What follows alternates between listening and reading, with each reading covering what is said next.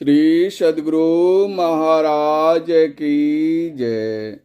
प्रातः स्मरणीय अनंत श्री उषित परमाराध्य संत सद्गुरु महर्षि में परमहंस जी महाराज का प्रवचन।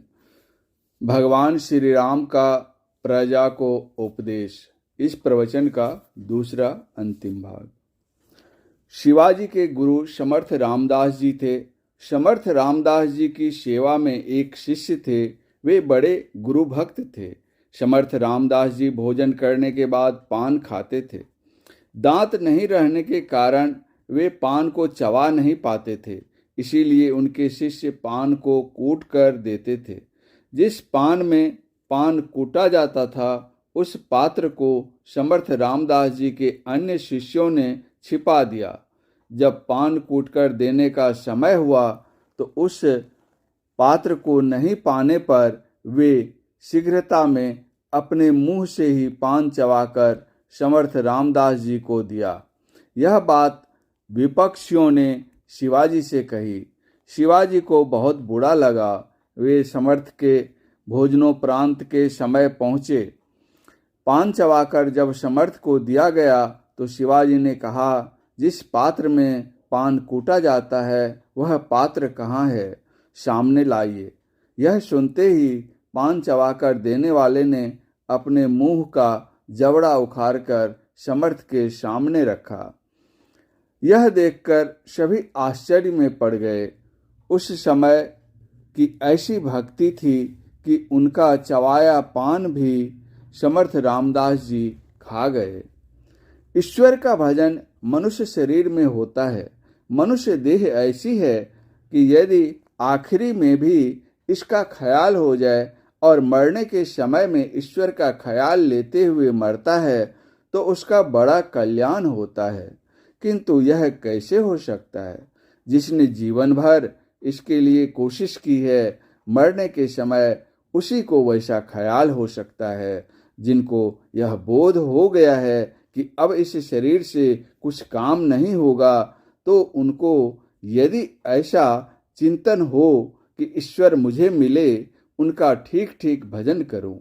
इस प्रकार जो ख्याल लेकर मरता है तो उसका अगला जन्म बहुत सुंदर होगा। बचपन से ही वह भक्ति करने लग जाएगा। उपनिषद में आया है कि मरने के समय चित्त में जो जो भावनाएं जीव करता है वही वह होता है। यही जन्म का कारण है।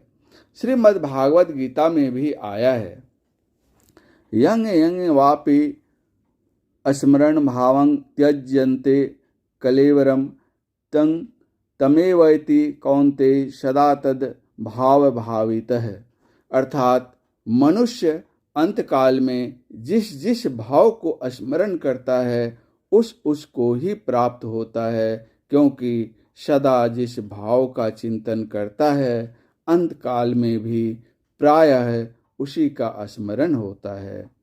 जिनको शरीर से कुछ काम नहीं हो सकता उनको बेकार सांसारिक वस्तुओं की चिंता नहीं करनी चाहिए, क्योंकि उस चिंता से तो कुछ होता नहीं है।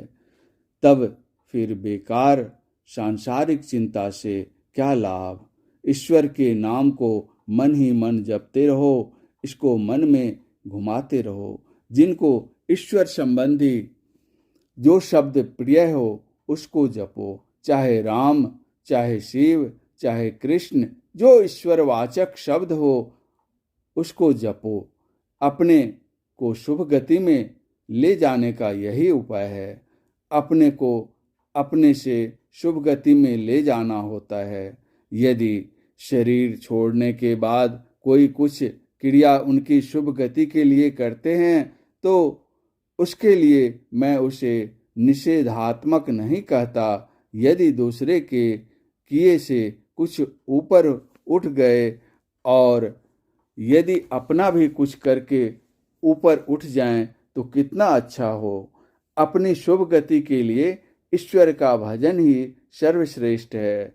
जो जीवन में भक्ति पूरा नहीं कर सका और मरते समय उसका वैसा ख्याल हो जाए कि भक्ति पूरी नहीं हो सकी, तो दूसरे जन्म में ईश्वर की भक्ति की भावना से प्रेरित होकर वह भक्ति करेगा। मरता शरीर है और भावना मन में होती है। मन सूक्ष्म शरीर के साथ जाता है, इसलिए उसका जो दूसरा जन्म होगा उस शरीर में उसका वह मन मदद करेगा और वह भजन करेगा। सभी को ईश्वर भजन करना चाहिए, चाहे खेती करो, चाहे विद्या अध्ययन करो, चाहे कोई काम करो, थोड़ा थोड़ा सभी ईश्वर का भजन करो। तन काम में मन राम में, सभी कोई ईश्वर का स्मरण करते हुए काम करो। गीता में भगवान श्री कृष्ण ने फलाशा त्याग करने कहा है।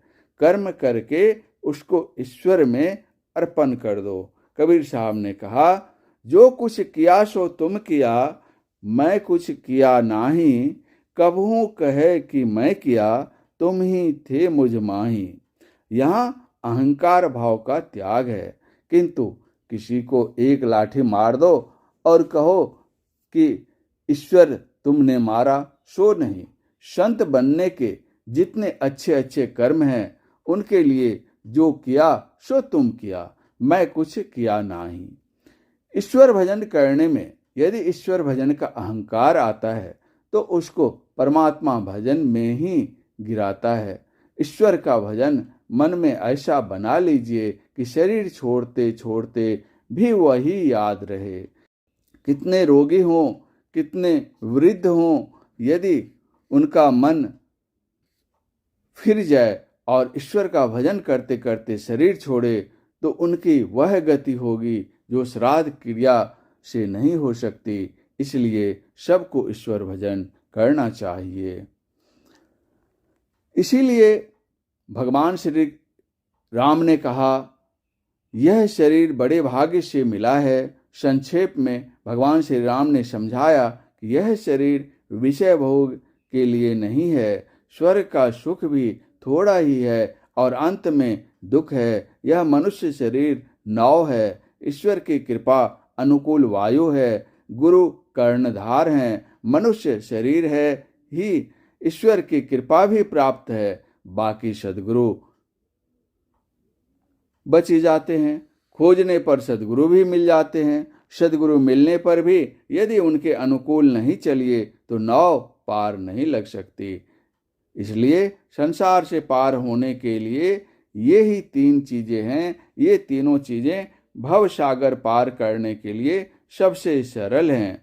पहले जप करो। बूढ़े शरीर से प्राणायाम नहीं हो सकता, उनके लिए नाम जपना और किसी रूप में, जिस रूप में श्रद्धा हो उसका ध्यान करें।